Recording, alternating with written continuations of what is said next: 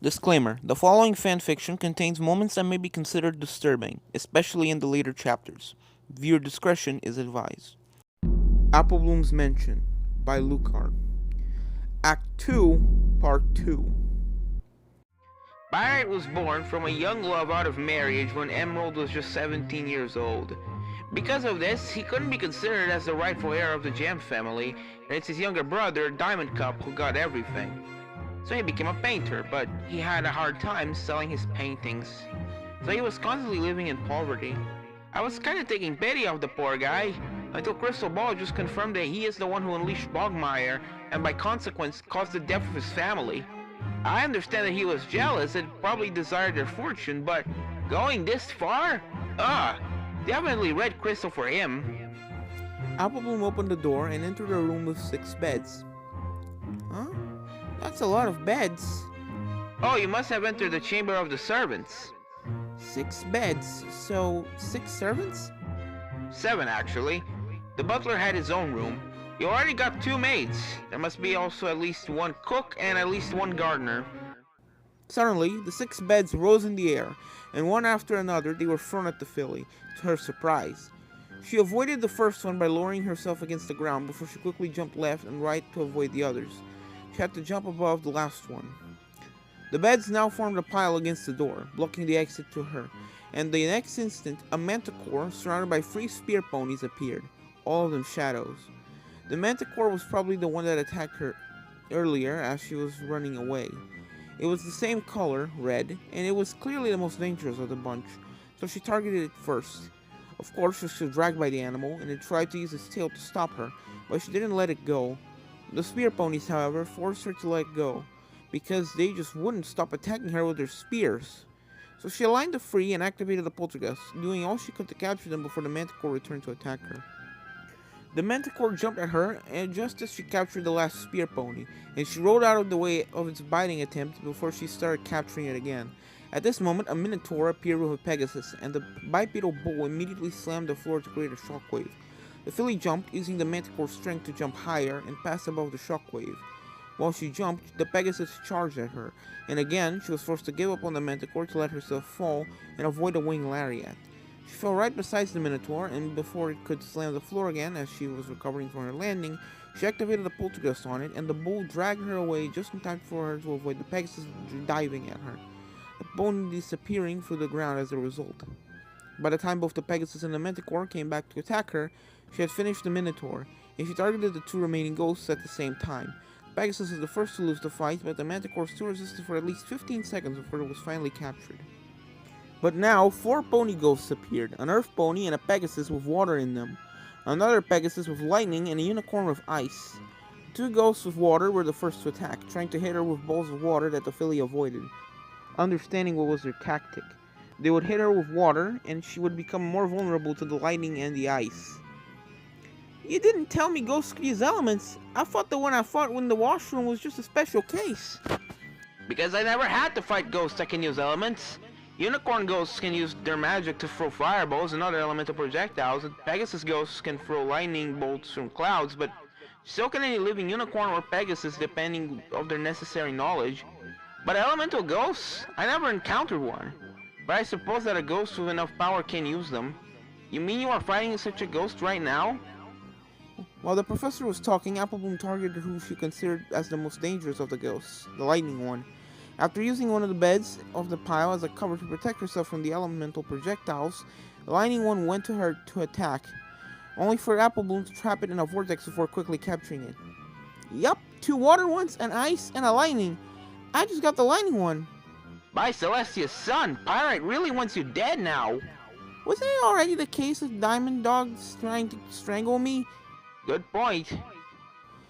By now, she was able to target the 3 remaining ghosts at the same time, and easily capture them, getting used to capturing more than 1 ghost at once. But then 5 earth ponies with fire in them appeared and started throwing fireballs at her. Good darn it, how many are there? Running around to avoid the fireballs, she was eventually able to trap 3 of the ghosts in a vortex. She let them drag her so she could still avoid the fireballs from the 2 others until she captured them before she was finally able to catch the last 2. But then 2 more ghosts appeared. This time, zebras. The two immediately started throwing potions at her, and Applebloom didn't want to know what would happen if she was hit by one of them. Would she be turned into some weak animal? Would she be turned into stone? Would she become sick? Become a monster? Or even become a cult? Ugh!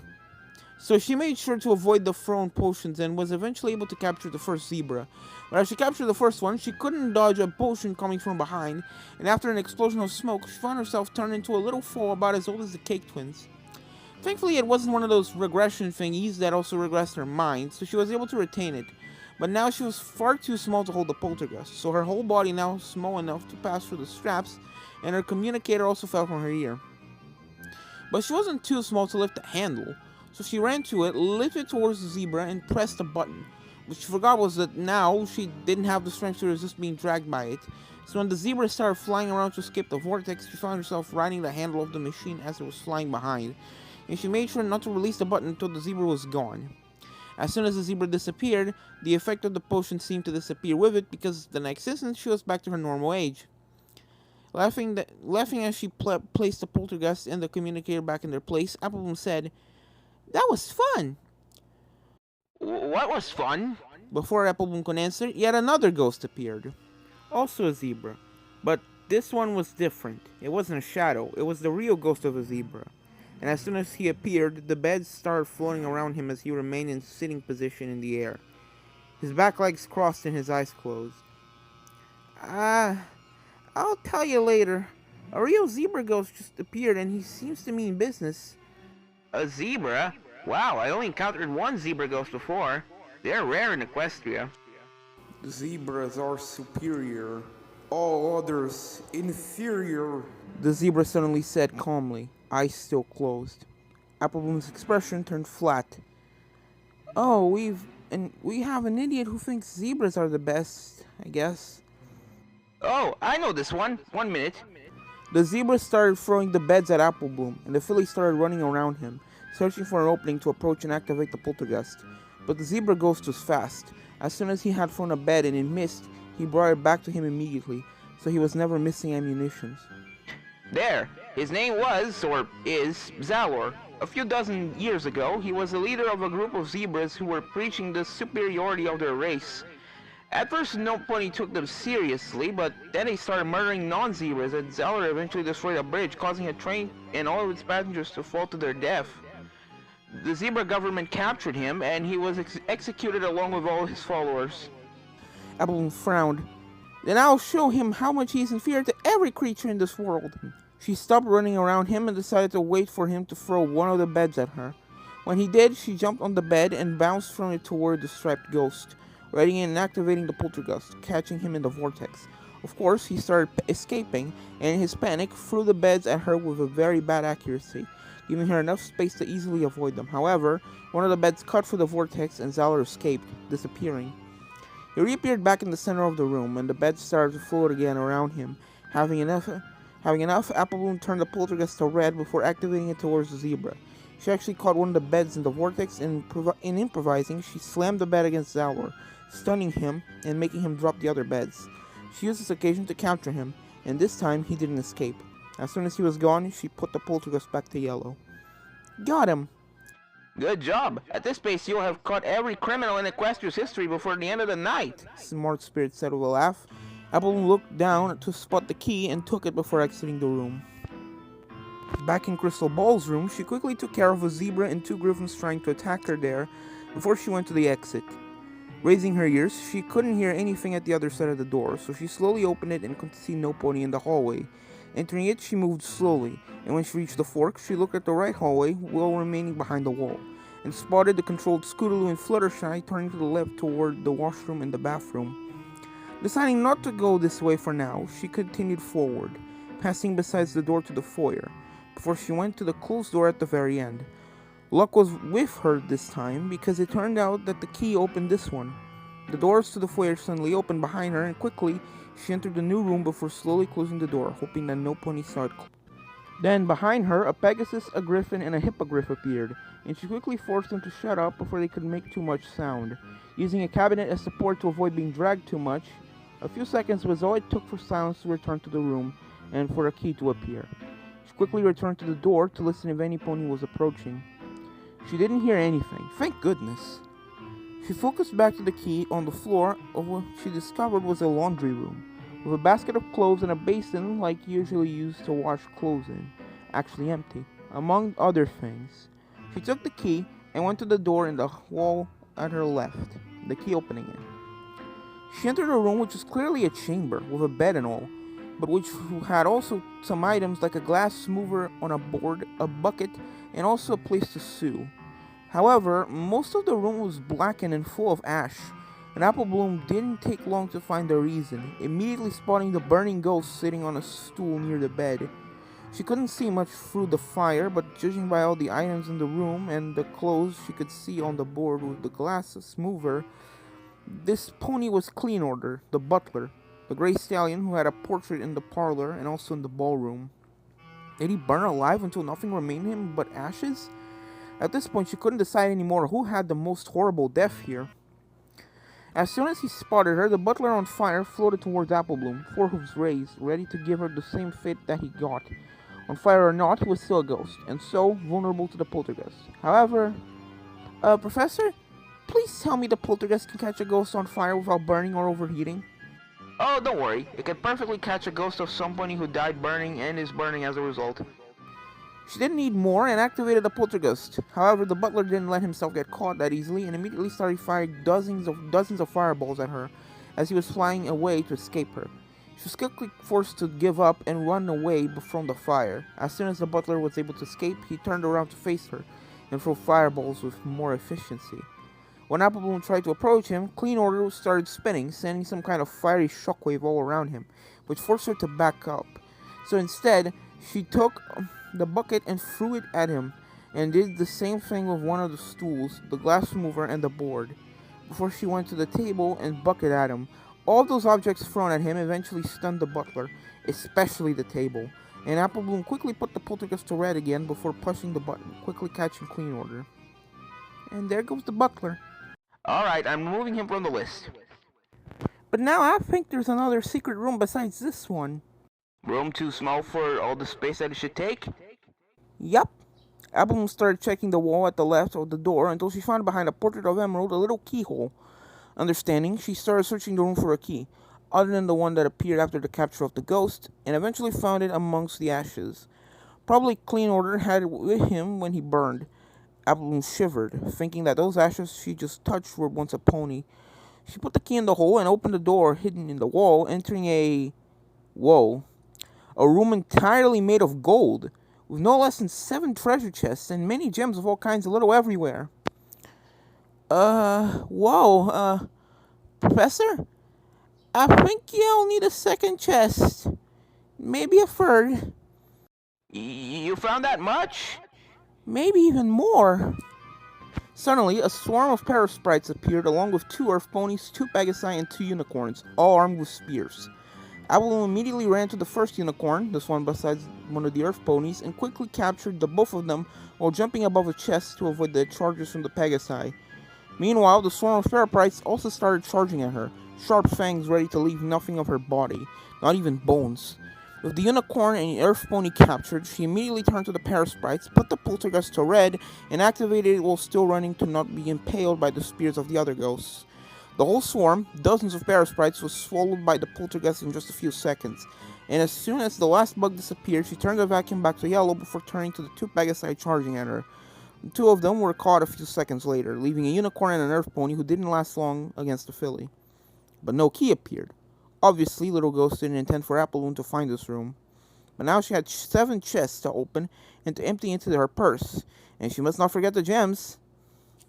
She opened the first chest, and she was greeted with thousands of coins. Each of these old bits worth 100 actual bits. It was more money than she could hope to make in her life with the farm. And it was just 1 chest. She could almost faint right now. Professor? Prepare to become a millionaire. She looked at the other chests, some of them bigger than the one she just opened, and the gems. Maybe even a billionaire. She heard Smart Spirit faint on the floor. She started placing the gold coins in the purse before she got an idea. She opened the poltergeist, took out the small crystal, and placed the purse in its place, open towards the hole from which the ghost usually came. And she started sucking up the coins with the machine, rapidly emptying the chest. She could hear the old stallion choking for the communicator, surprised. Before long, all 7 chests were empty, and Applebloom replaced the crystal before she started placing the gems in the purse until nothing remained. Done. The room's empty. So, Professor, y'all be able to find some place for this? I may need to go to Ponyville to place all this gold somewhere. You can go to our clubhouse in Sweet Apple Acres Orchard. You can find it easily. It's a small house in a tree. You don't mind if I... She giggled. Go on. I could survive by myself for a time. I remain in contact, just in case. Applebloom left the room, then traversed Clean Order's chamber and then the laundry room before slowly opening the door to the hallway. But then Fluttershy spotted her. There she is! She shouted happily. Oh, horse apples.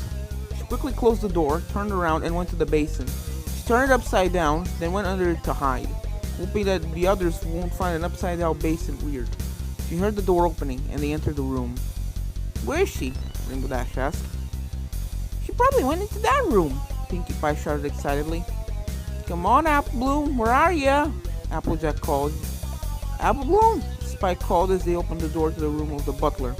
Applebloom, Applebloom, come join us.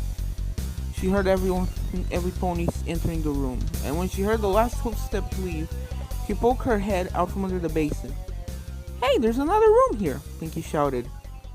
Whoa, this one's made of gold, Rainbow Dash shouted. Applebloom, you're in there? Scootaloo asked.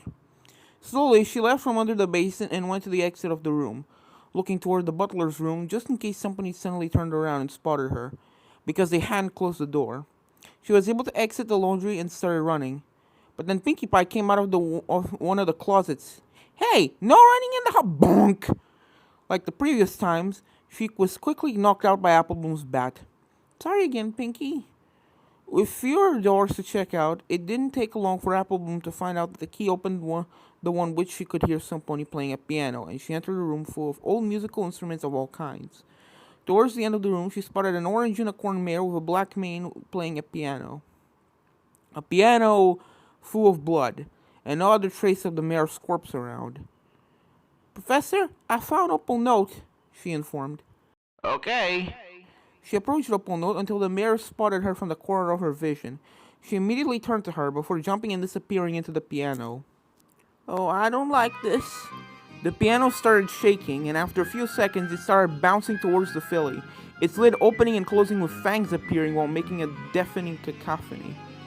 Applebloom's eyes went wide before she screamed, Nope, I'm out of here! She ran back to the door, only for it to open and for every pony else to enter. We finally found... Yeah? Applejack said before she spotted the piano. Half of every pony ran away screaming. Only Applejack, Rainbow Dash, Twilight, and Pinkie remained with Applebloom. Suddenly, the piano was covered in Twilight's magic, and the lavender mare threw it as violently as she could to the other side of the room, before slamming it repeatedly against the walls, the floor, and the ceiling, until it was in pieces and Opal Note's ghost got out. Thanks, Twilight. I'm taking over from here. Applebloom quickly ran to the confused ghost of the mare and was easily able to capture her, a key dropping beside her.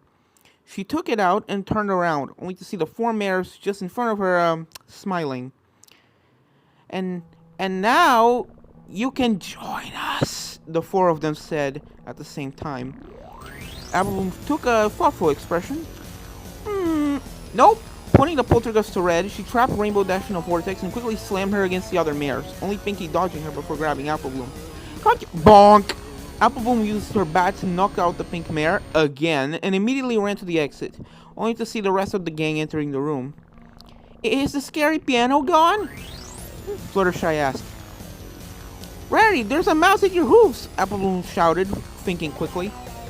Ah! Rarity and Sweetie Belle both jumped into Fluttershy's front legs, the poor yellow mare muttering an "oh dear" before collapsing under the weight right on Scootaloo and Spike. Sorry, every pony, Applebloom shouted as she exited the room before closing the door. She then quickly did like with the door to the ballroom and put a drawer table in front of it. Then a chest, then a crate, then another chest, and finally a small closet before breathing in relief. She could thank Little Ghost for filling those hallways with obstacles to use.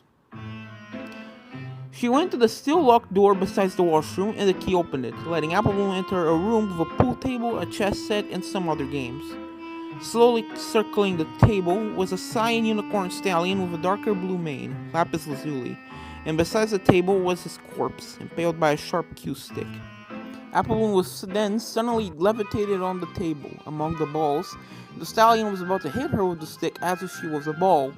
Without losing time, she took the poltergeist, now back to yellow, and trapped him in a vortex. As the stallion started escaping, she was dragged on the table, and either by bad luck or by the stallion's intelligence, she was dragged back towards the balls, and she found herself sliding on them. Growling, Applebloom quickly kicked the ball at the ghost's back of the head, stunning him, a little long enough for the filly to finish him. Then three unicorn ghosts then appeared and levitated some darts from a box before throwing them at the filly. She jumped from the table and went under it, forcing the ghosts to approach.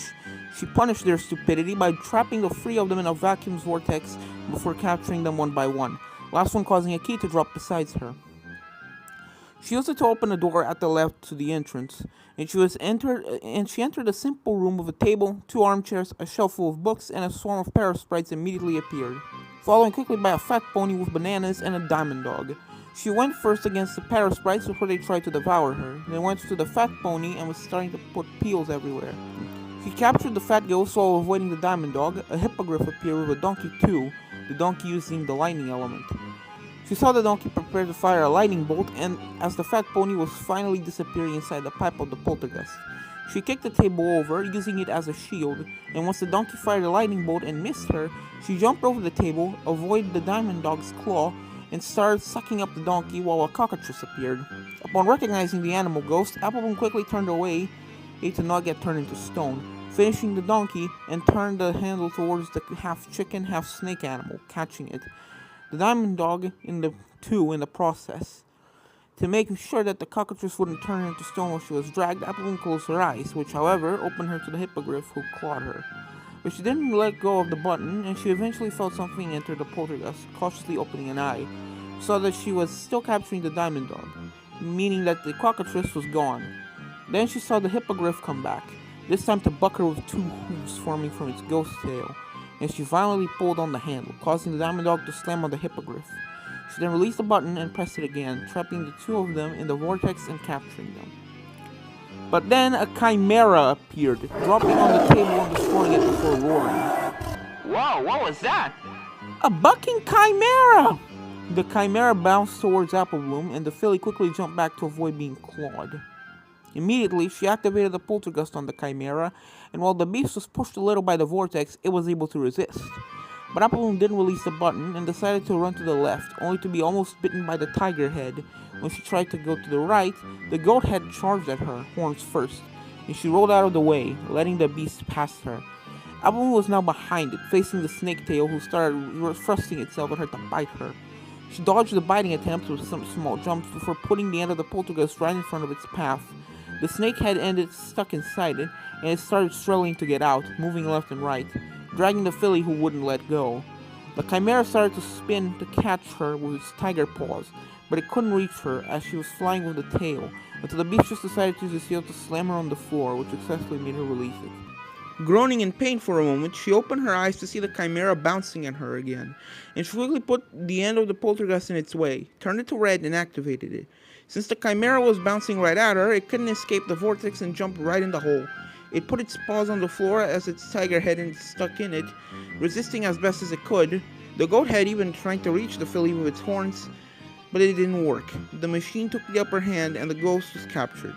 The key appeared. Applebloom remained on the floor for a couple minutes, taking big breaths, before she got up and took the key. I captured the chimera. Wowee, I must say, you are getting all my respect. The best I was able to catch in my time was the ghost of a chimera, so I know how much of a pain they can be. But you seem exhausted. Maybe you should get out of the mansion for a time to rest. I'm coming back from Ponyville. No, it's okay. It's okay. I just need to catch my breath, and I feel I'm close to Bogmire. she heard him sigh. Okay, but the instant you capture Bogmire, you come back, okay? But if you feel that you're getting too tired, don't hesitate to get out of there to rest a little. Don't be stubborn at the risk of your life. I know how much you apples are a stubborn bunch from what I heard. Applebloom laughed. She exited the room, and as she traversed the room with the billiard and all, she had to fight a manticore with a group of 4 griffins. She didn't need to fight them, but she told herself that a ghost caught now was a ghost that wouldn't bother her anymore. So she activated the poltergeist and caught the manticore and one of the griffins in the vortex. By the time the other griffins reached her to attack, she had captured the first one, but the manticore was able to resist. So she let it go and targeted the 3 remaining griffins, quickly capturing the 3 of them before she finished the manticore as it was bouncing at her. With all the ghosts captured, she exited the room and traversed the hallway, noting that Applejack and her friends were still trying to escape their prison, and went to the only door still locked in it without counting the ones to the extremities, the one from which she could hear some pony eating. She entered the room and spotted a huge white unicorn stallion stuffing himself with a real buffet made of all kinds of food. Even meat! Such to Applebloom's disgust, there was meat on the table, and the ghost had no problem eating it in his eternal gluttony. Besides the ghost, Pearl, she could see that his body was on the floor, absolutely stuffed with vomit beside his mouth. Pearl spotted her and waved at her to come, and before Applebloom knew it, she was sitting on one of the chairs around the table, stuffing herself, but not touching the meat. Consarn it, it's like with the dancers. I must resist, but at least the food is good. With difficulty, not helped by her stomach starting to hurt, she stopped her front hooves from reaching for the food and took the handle of the poltergeist. She caught Pearl in its vortex, and the very obese stallion started to fly around to escape. Because of his weight, she could only let herself be dragged, most of the time on the table where she got all the food on her face. By the time Pearl was captured, she was covered from head to toe in food, and the room became a mess, with plates and candlelights knocked over on the floor and some of the chairs on the side. Not minding how messy she was now, and thankful that she was used to heavy meals with her family, Applebloom took the key that appeared and opened the door to the opposite side of the room, entering a kitchen.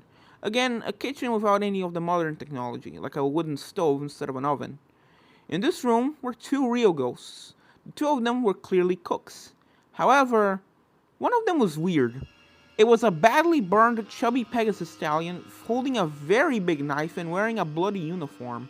And he had a very crazy look as he smiled down at a living mouse he was skipping down, a smile with teeth looking like fangs. The stallion raised his giant knife and then brought it down on the poor mouse.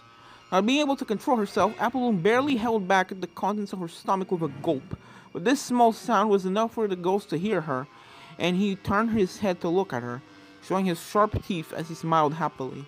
Ah, fresh pony meat. The other ghost, looking more like a normal cook, turned to her and raised a knife. Horrified, Applebloom spoke. Professor, there's a weird ghost cook pony with fangs that wants to eat me. Oh, Celestia, I can think of only one pony that would eat other ponies and sharpen his teeth into fangs, Smart Spirit said before he gulped. Sharp Knife, also called the Bloody Cook or the Cook of Tartarus, a monster who lived over 800 years ago. He survived in the wild by learning to eat meat when he was a colt.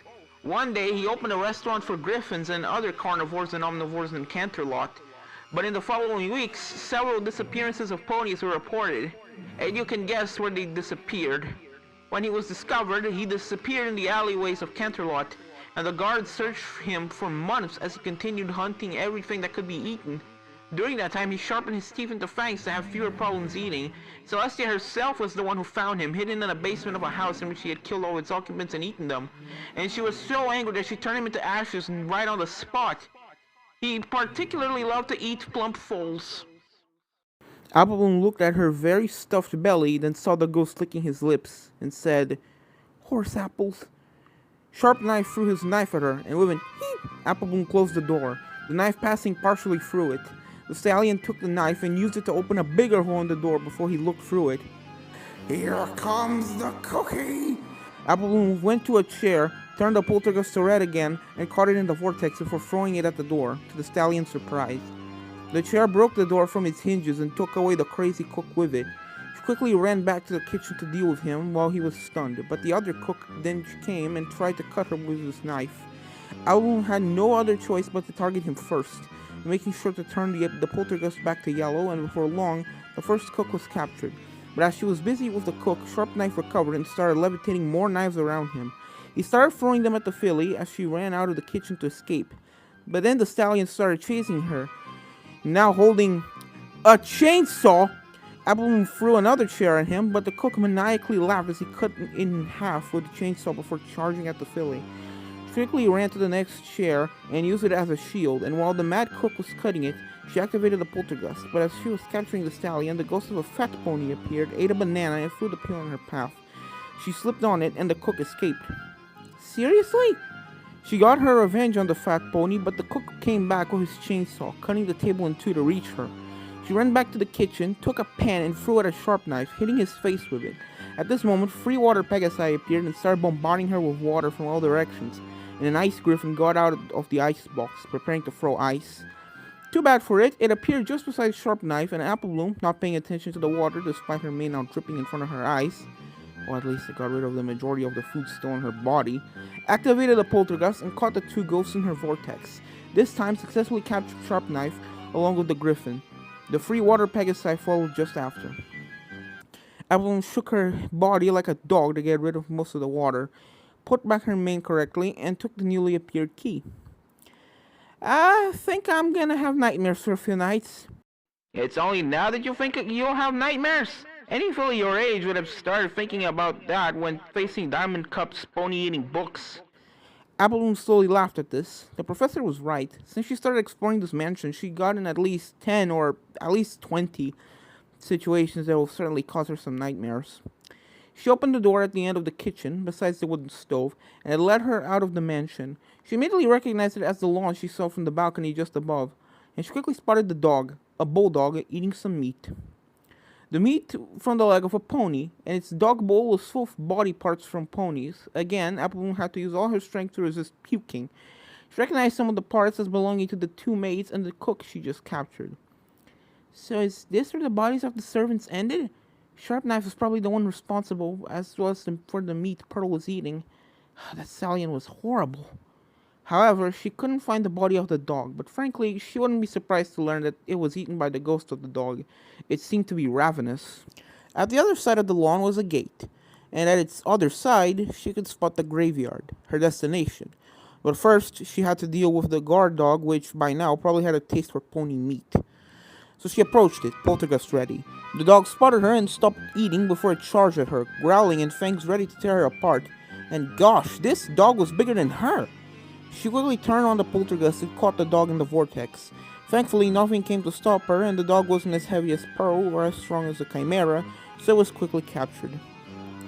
Soon, the gate to the graveyard slowly opened with a rusty sound. She gulped. That's it, Professor. I'm about to fight Bogmire. Don't be surprised if I disappear, like in Little Ghost's chamber. Understood. Good luck. She entered the graveyard, looking everywhere to spot the target. She focused a little in worry at the graves, not wanting to approach them. There was a total of 11 of them, one of them on top of some stairs at the rear. Then from nowhere, lightning struck the first 10 graves, one after another, surprising Applebloom so much that she fell on her butt. A few seconds after the last grave was hit, boned hooves starting to come out of the ground in front of them, and before long, 10 skeletons with more or less flesh on them were rising from their graves, their eye sockets glowing with purple light not of this world. Applebloom immediately ran back inside the mansion, returning to the kitchen. Quickly, as she was panicking, she looked on the floor and spotted Sharp Knife's chainsaw. She took it, turned it on, and returned outside as the skeletons were reaching the door, striking the skeletons one after another with the chainsaw. She cut them, then cut them again and again and again, until all that remained of them were piles of pieces of bones. When she made sure that they could never get it back up, she dropped the chainsaw and took some big breaths to calm herself. But just in case, she crushed the skulls one by one. After a whole minute, she started advancing again, slowly moving towards the last grave at the top of the stairs. When she was close enough, lightning struck it, and Bogmire appeared. It was exactly like Smart Spirit drew it, a purple thing. It was tall, with 2 arms, 2 yellow glowing eyes, and 1 big mouth with... She was not sure what they were. They looked like fangs, but they looked more like extensions of its mouth, as if it was melting, like the arms. And contrary to the totality of the ghost she encountered until now, it didn't possess a ghost tail. Instead, it was moving on the floor like a slime. It was looking like nothing she knew. It was as if it wasn't from this world even, which may be the case. Prepare to learn true fear and true despair.